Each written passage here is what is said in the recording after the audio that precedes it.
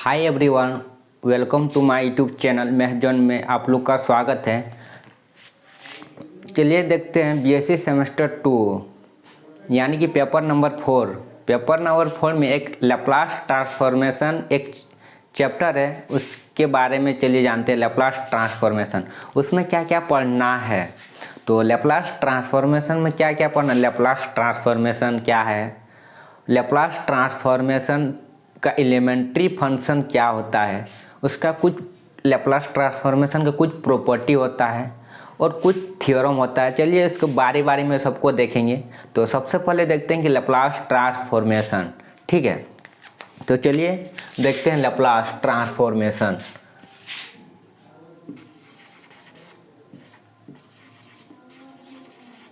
Laplace transformation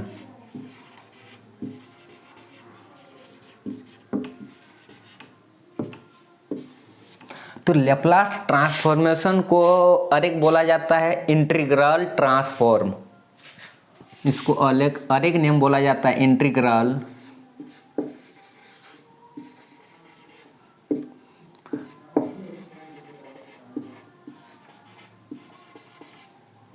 ठीक है। तो इंटीग्रल का मतलब क्या होता है, क्लास 12 में आप लोग पढ़ेंगे। इंटीग्रल का मतलब होता है इंटीग्रेशन। तो इंटीग्रल ट्रांसफॉर्मेशन दो प्रकार का होता है, ठीक है। फर्स्ट को बोला जाता है डिफिनिट इंटीग्रल, सेकेंड को बोला जाता है इनडिफिनिट इंटीग्रल, ठीक है। फर्स्ट को बोला जाता है डिफिनिट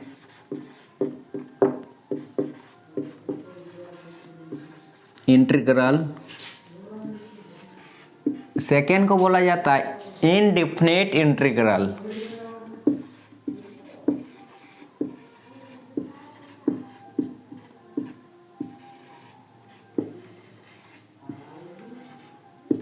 ठीक है। तो definite integral, indefinite integral class 12 तक ही है इनडिफिनिट इंटीग्रल पढ़ना, ठीक है। वहीं पर इसका एंड हो जाता है। हम आते हैं डिफिनिट इंटीग्रल। तो इनडिफिनिट इंटीग्रल भी दो प्रकार का होता है।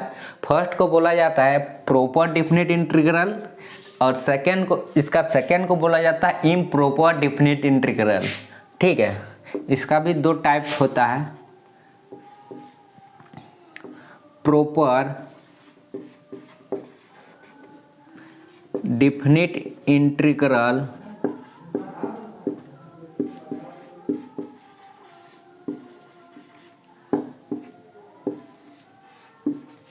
सेकेंड को बोला जाता है इम्प्रॉपर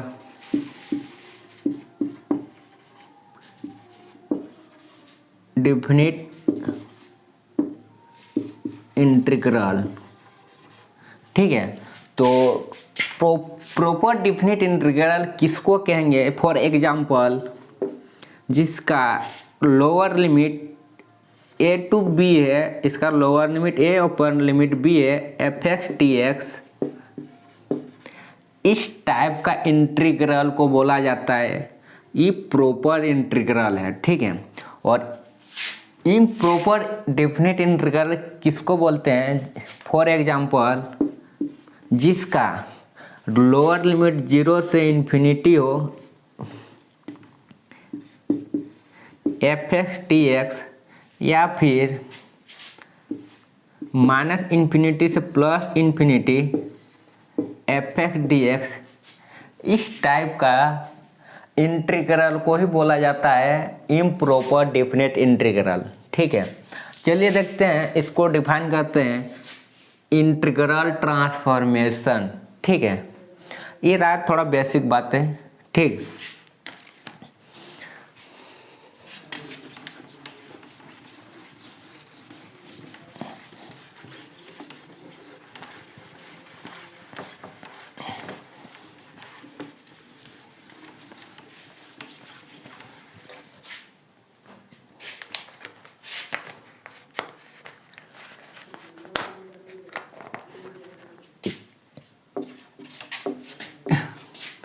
इंटीग्रल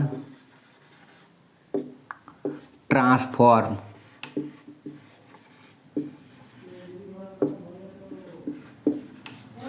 ठीक है। any improper integral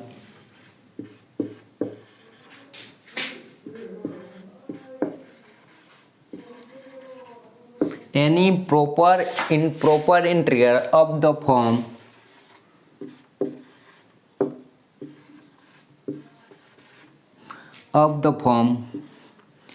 minus infinity से plus infinity K S T F T D T is called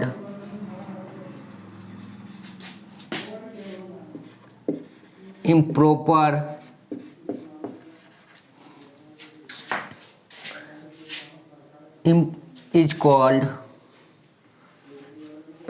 integral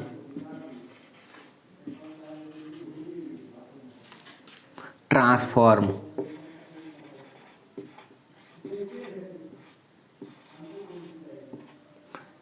Then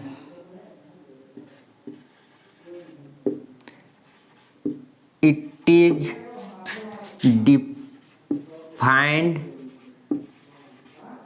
and denoted by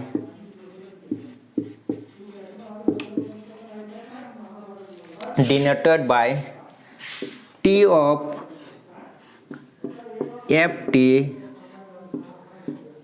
equal to minus infinity से प्लस इन्फिनिटी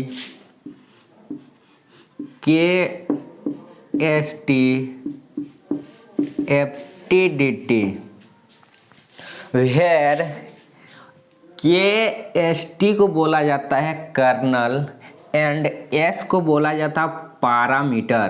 क्या एस के जगह कहीं कहीं किसी किसी बुक में पी भी लिखा रहेगा, ठीक है। तो where K S T equal to kernel in S oblique P equal to उसको बोला जाता parameter,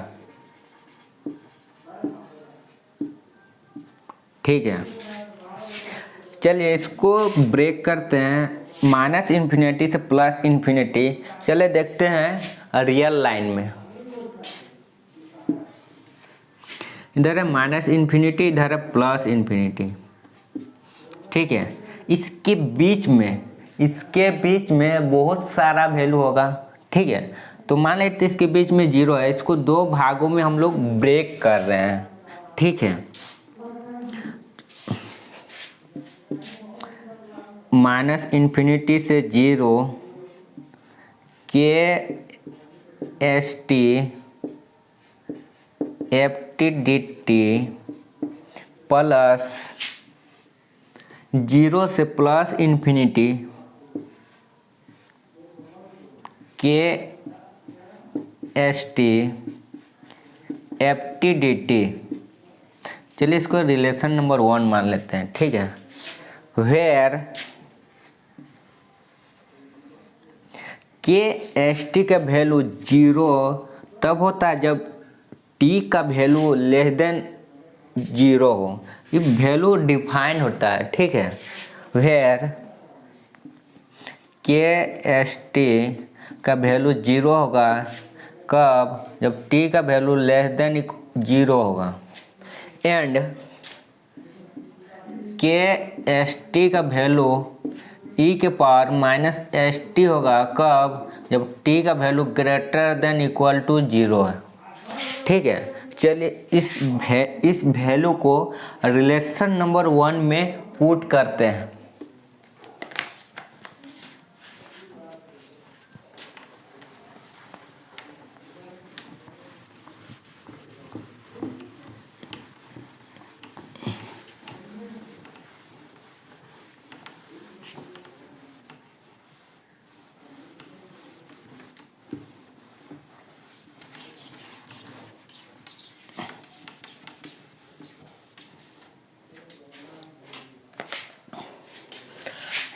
transformation of F T equal to minus infinity से 0 के एस टी का तो वैल्यू जब less than equal to zero रहता है उस केस में के एस टी का वैल्यू क्या होता है, zero. F T D T plus zero से इन्फिनिटी के एस टी के वैल्यू ई के पावर माइनस एस टी तब होता है जब टी का value greater than equal to zero है। ठीक है, तो यहाँ को टी का जो वैल्यू है जीरो से तो बड़ा ही है, तो इसका जो के एस टी के वैल्यू होता है ई के power minus S T F T D T. ठीक है, इसके बाद इस पूरे वैल्यू क्या हो जाएगा, जीरो हो जाएगा, बचेगा इस वैल्यू। तो जीरो प्लस जीरो से इन्फिनिटी ई के power minus S T F T D T. चलिए, जीरो से इन्फिनिटी ई के power minus S T F T D T transformation of F T का वैल्यू रहा। ठीक है,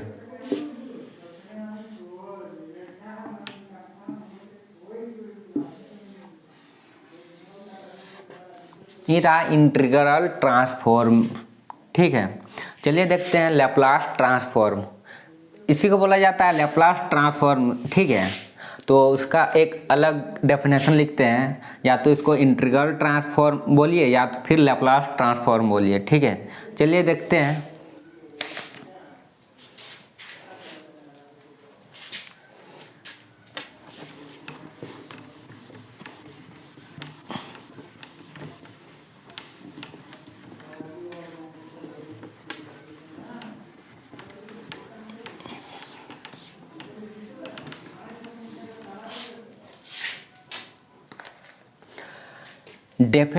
Definition of Laplace transform।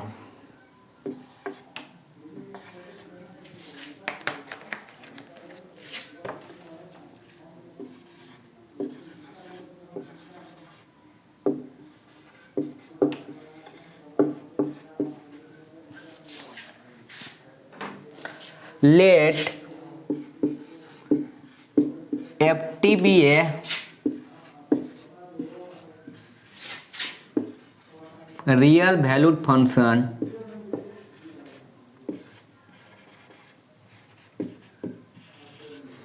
let ft be a real valued function defined as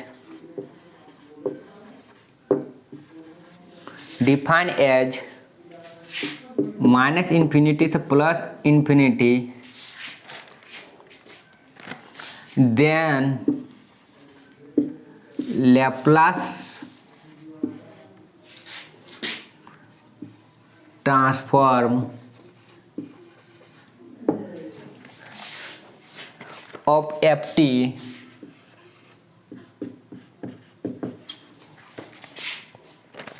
is denoted by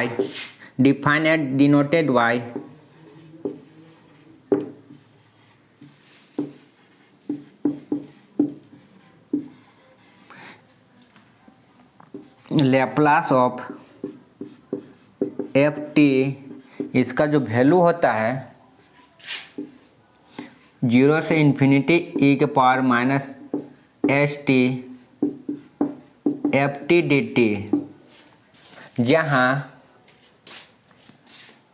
इस पूरे जो value होता है डिफाइंड होता है। ठीक है, कैसे डिफाइंड किए हैं पीछे तो देखे हैं कि किस तरह से लैप्लास को इस वैल्यू को लाए हैं।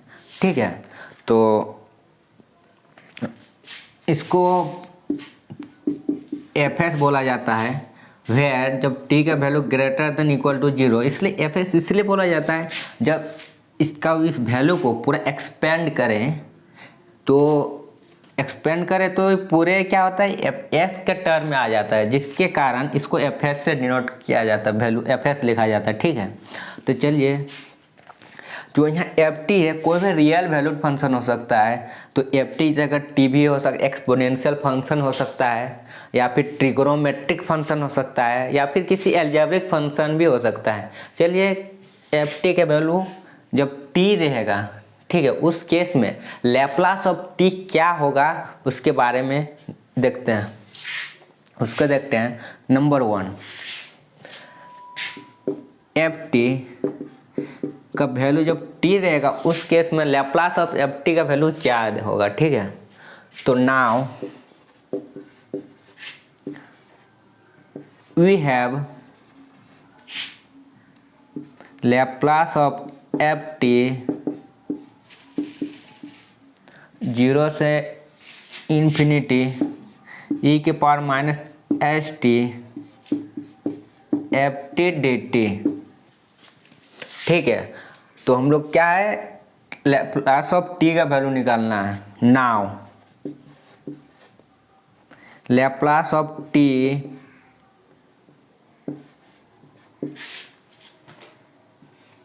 जीरो से इन्फिनिटी ई के power minus S T F T का वैल्यू क्या देंगे, अब टी देंगे, क्योंकि हम लैप्लास ऑफ टी का वैल्यू जब यहाँ एफ टी रहता था इस केस में यहाँ एफ टी होता है, जब यहाँ टी रहेगा इस केस में क्या होगा, यहाँ टी होगा,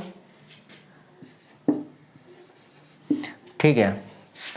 इसको रिलेशन नंबर 1 दे रहे हैं, ठीक है। इसको ब्रेक करते हैं, आप लोग पढ़ेंगे क्लास 12 में इंटीग्रेशन बाय पार्ट्स। इसको इंटीग्रेशन बाय पार्ट्स में इसको ब्रेक कर रहे हैं।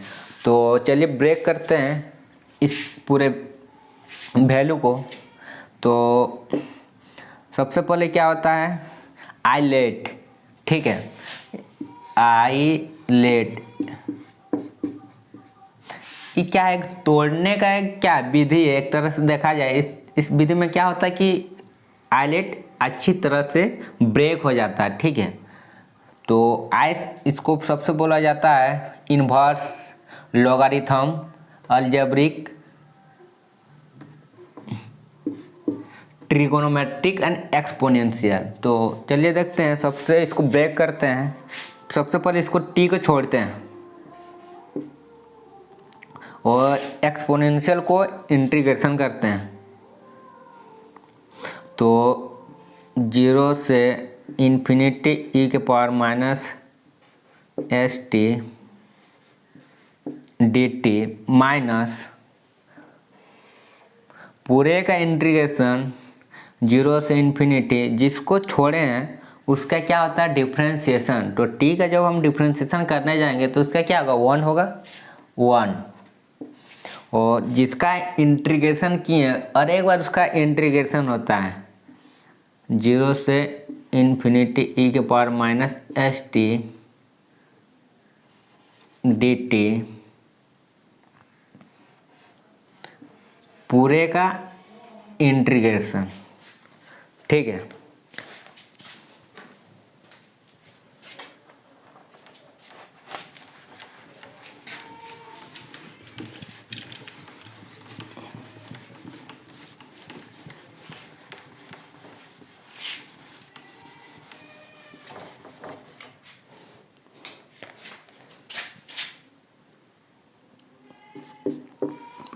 टी जब इसका इंटीग्रेशन करने जाएंगे तो ई के power minus S T by minus S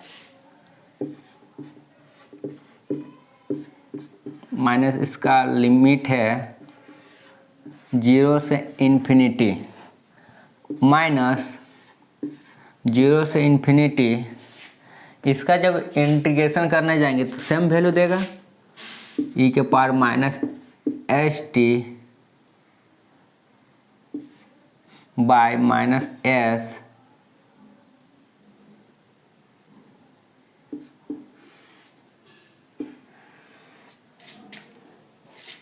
ठीक है।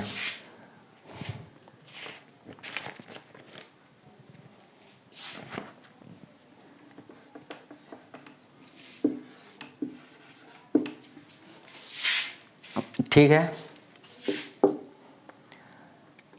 टी जब हम इसका डायरेक्ट वैल्यू जब हम पुट करने जाएंगे तो एक केस में ऐसा आएगा जिसमें इन्फिनिटी बाई इन्फिनिटी आ जाएगा, ठीक है। जो इन्फिनिटी बाई इन्फिनिटी हो जाएगा तो उस केस में यहाँ तो वैल्यू एग्जिस्ट नहीं करेगा, ठीक है। तो उस केस में क्या करते हैं, कि एल हॉस्पिटल रूल आप लोग पढ़ेंगे सेमेस्टर 1 में, ठीक है। तो उस केस में लगाते हैं एल हॉस्पिटल रूल, ताकि जो यहाँ वैल्यू आएगा एग्जिस्ट करे, ठीक है। तो -1/s limit t tends to infinity t, इस वैल्यू को हम क्या करते हैं, नीचे ले आते हैं। तो इसका वैल्यू हो जाएगा e⁻st, ठीक है, माइनस ये तो क्या है, कांस्टेंट है, इस कांस्टेंट को हम बाहर ले आते हैं, ठीक है। तो यहाँ माइनस है, यहाँ भी माइनस है, तो माइनस माइनस क्या हो जाएगा, प्लस हो जाएगा। 1/s 0 से इन्फिनिटी e⁻st dt, ठीक है। अब यहाँ क्या करेंगे, इस वैल्यू को एक बार डिफरेंशिएशन करेंगे, ठीक है। तो -1/s t का जब डिफरेंशिएशन करेंगे तो इसका क्या होगा, 1 हो जाएगा। इसका जब डिफरेंशिएशन करेंगे तो s limit t tends to infinity, इसका जब हम डिफरेंशिएशन करने जाएंगे तो क्या होगा, s आगे आ जाएगा e⁻st प्लस 1/s, इसको ज्यों को त्यों अभी छोड़ रहे हैं, ठीक है।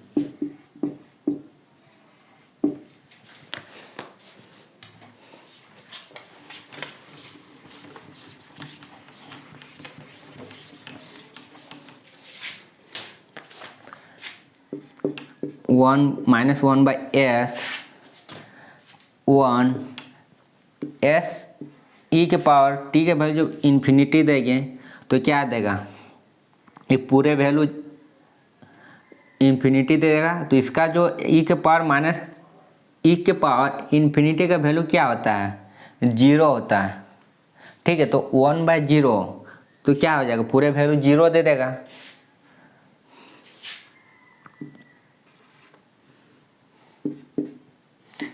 वन बाई एस 0 से infinity e⁻t dt, 1/s 0 1/s 0 से इन्फिनिटी e⁻st dt, ठीक है। इसको और एक ब्रेक करते हैं, 1/s 0 से इन्फिनिटी e⁻st dt, ठीक है। अब इसको ब्रेक करते हैं, e⁻s 1/s 0 से इन्फिनिटी, चलिए इसको एक ही बार में ब्रेक कर देते हैं, e⁻st/-s 0 से इन्फिनिटी। चलिए इसको इधर तोड़ रहे हैं, 1/s, यहाँ s है और यहाँ भी s है, इसको बाहर निकाल लेते हैं क्योंकि क्या है, कोफिशिएंट कांस्टेंट है।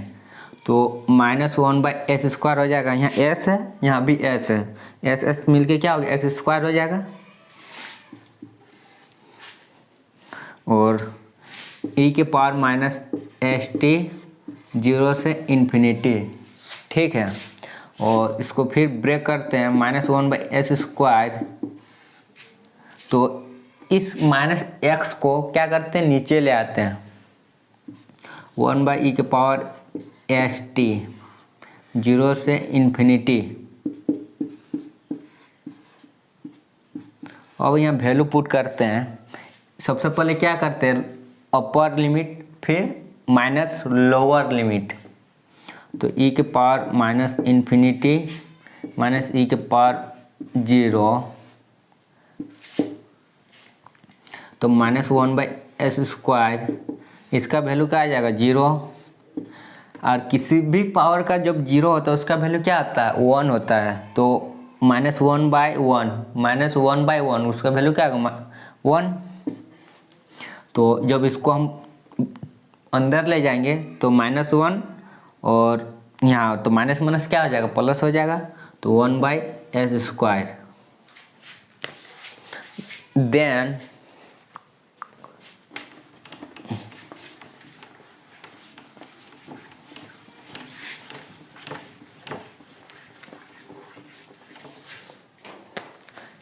देन लेप्लास ऑफ टी का जो वैल्यू होता है 1/s², इसी को बोला जाता है fs, क्योंकि ये पूरे वैल्यू किस में दे रहा है s के टर्म में दे रहा है, इसलिए फंक्शन ऑफ fx हो जाता है।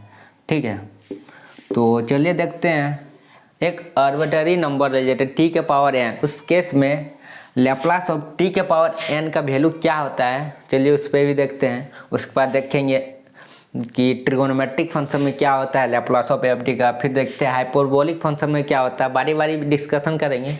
तो इसके हर एक देखते हैं, जनरल केस लेते हैं।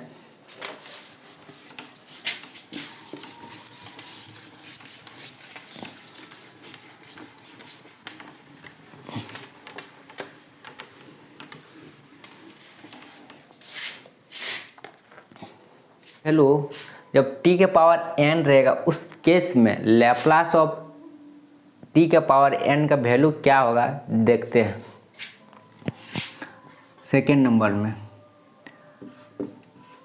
एफ टी इक्वल टू जब t के पावर n रहेगा उस केस में लेप्लास ऑफ t का वैल्यू क्या होगा। We have to know that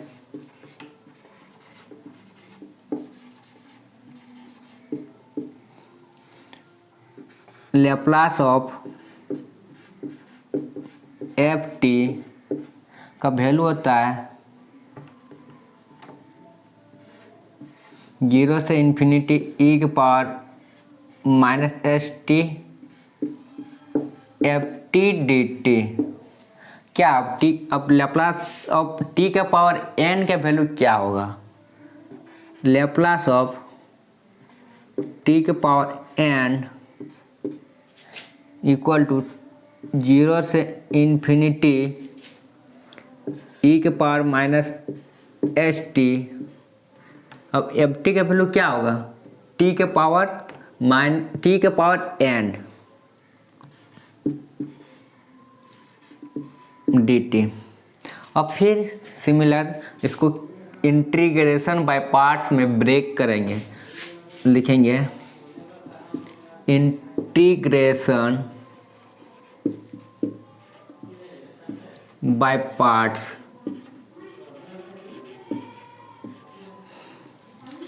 ठीक है, तो सबसे पहले क्या करते हैं, इस अलजेब्रिक फंक्शन को छोड़ते हैं और एक्सपोनेंशियल फंक्शन का इंटीग्रेशन करते हैं।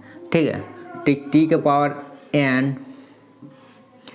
0 से इन्फिनिटी e के पावर -st dt माइनस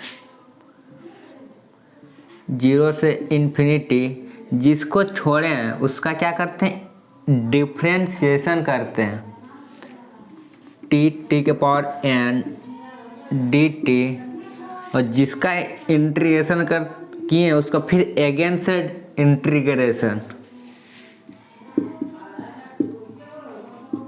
और पूरे का इंटीग्रेशन। ठीक है, t के पावर n जब इसका इंटीग्रेशन करने जाएंगे तो क्या होगा e के पावर -st अपॉन -s, इसका 0 से इन्फिनिटी इसका लिमिट है 0 से इन्फिनिटी माइनस 0 से इन्फिनिटी, इसका जब हम डिफ्रेंशिएशन करने जाएंगे तो n t के पावर n-1 और इसका क्या इंटीग्रेशन, तो e के power -st upon -s dt। ठीक है, जब इस वैल्यू को यहाँ हम पुट करने जाएंगे। इस वैल्यू को अच्छा से ध्यान से सुनना, हम क्या बोल रहे हैं इस जगह। इस क्वेश्चन का टर्निंग पॉइंट यहीं पे है, ठीक है। इस यहाँ समझिए तो क्वेश्चन में बाकी दम नहीं है, ठीक है।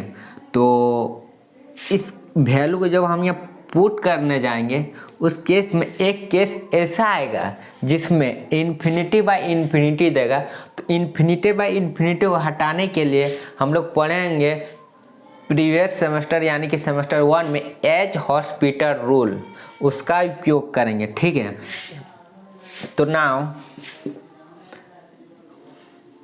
ये क्या है, कांस्टेंट है, इसको बाहर कर लेते हैं। -1/s limit t tends to infinity t के पावर n, इस वैल्यू को क्या करते हैं, नीचे ले आते हैं, e के पावर st माइनस ये भी क्या कांस्टेंट है, ये भी क्या कांस्टेंट है। तो इस वैल्यू को क्या करते हैं, बाहर निकाल लेते हैं। तो यहाँ माइनस है और यहाँ भी माइनस है, तो माइनस माइनस क्या आ जाएगा, प्लस n/s 0 से इन्फिनिटी t के पावर n-1 e के पावर -st dt, ठीक है। जब हम इसको यहाँ इसको हटाएंगे तो एक बार डिफरेंशिएशन करेंगे तो n, इसका एक बार डिफरेंशिएशन करेंगे तो क्या होगा, n t के पावर n-1। फिर भी क्या है कि इसमें t का टर्म हट नहीं रहा है, तो कहाँ तक इसका डिफरेंशिएशन करेंगे, तो n तक। तो जैसे इसका डिफरेंशिएशन करने जाएंगे n, तो इसको जब ब्रेक करने जाएंगे तो डॉट डॉट डॉट डॉट क्या किस में जाएगा, बहुत आगे बढ़ेगा, हो जाएगा यहाँ 1 2 धीरे धीरे बढ़ते जाएगा। तो उस केस में इसका जो डायरेक्टली वैल्यू होता है फैक्टोरियल n के बराबर होता है, ठीक है। तो -1/s limit t tends to infinity, इसका जो वैल्यू होता है फैक्टोरियल n के बराबर हो जाता है, ठीक है। और इसका जब हम n बार इसको भी डिफरेंशिएशन करने जाएंगे तो इसका क्या हो जाएगा, s के पावर n e के पावर st प्लस n/s 0 से इन्फिनिटी t के पावर n-1 e के पावर -st dt, ठीक है। जब इस वैल्यू को जब यहाँ पुट करेंगे तो e के पावर क्या आ जाएगा, इन्फिनिटी देगा। e के पावर इन्फिनिटी मतलब पूरे वैल्यू जो आएगा किसके बराबर, 0 के बराबर आ जाएगा, ठीक है। फैक्टोरियल n/इन्फिनिटी, तो क्या आ जाएगा, पूरे वैल्यू जो होगा 0 दे देगा। तो डायरेक्टली लिखते हैं 0 प्लस n/s 0 से इन्फिनिटी t के पावर n-1 e के पावर -st dt, ठीक है। अब वैल्यू को आगे बनाते हैं।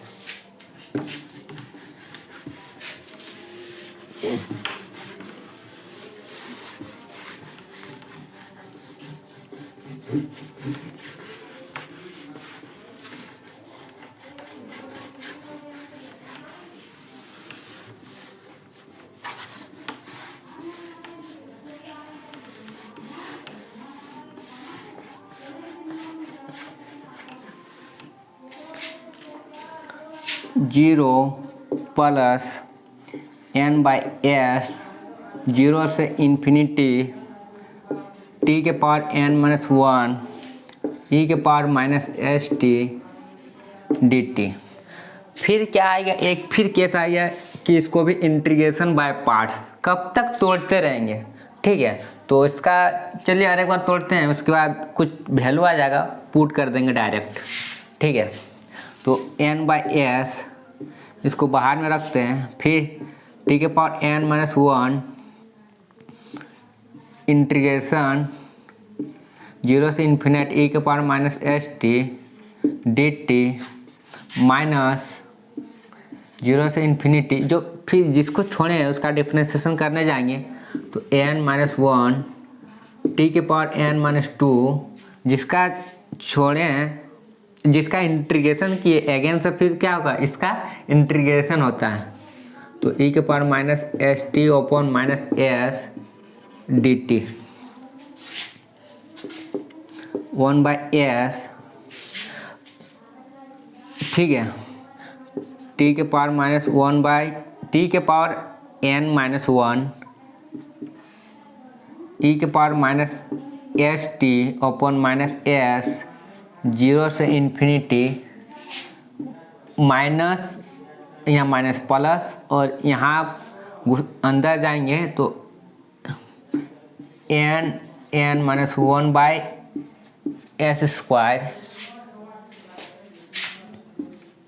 0 से इन्फिनिटी टी के पावर n-2 e के power minus S T D T. फिर वही केस आ जाता है, तो फिर क्या करेंगे कि फिर लिमिट लेंगे t टेंस टू 0। फिर एक केस ऐसा आएगा जहाँ इन्फिनिटी बाई इन्फिनिटी फिर 0 हो जाएगा, फिर डॉट डॉट डॉट डॉट इसी तरह बढ़ते जाएगा। तो इसका वैल्यू फिर 0 प्लस n-1/s², 0 से इन्फिनिटी टी के पावर n-2 के पावर माइनस एस टी। फिर क्या होगा, इंटीग्रेशन बाय पार्ट्स आएगा। फिर इसको क्या कितना दूर तक तोड़ते रहेंगे। तो एक केस ऐसा आएगा जहाँ n-1 n-2 dot dot dot 3 2 1, और इसका s क्या है, s का पावर इंक्रीज होते जा रहा है। तो s के पावर कितना तक जाएगा, n+1, ठीक है।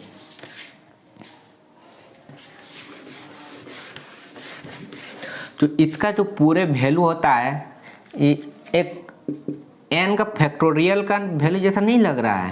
ये फैक्टोरियल n का वैल्यू हो गया और s के पावर n+1, ठीक है। तो इसका जो वैल्यू आया है लैप्लास ऑफ t के पावर n का वैल्यू जो आया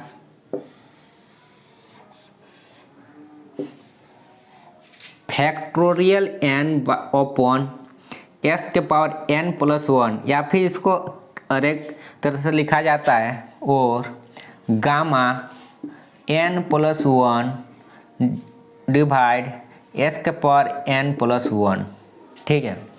चलिए इसका अरे क्वेश्चन देख लेते हैं एक्सपोनेंशियल का नहीं, ट्रिगोनोमेट्री का देख लेते हैं, ठीक है।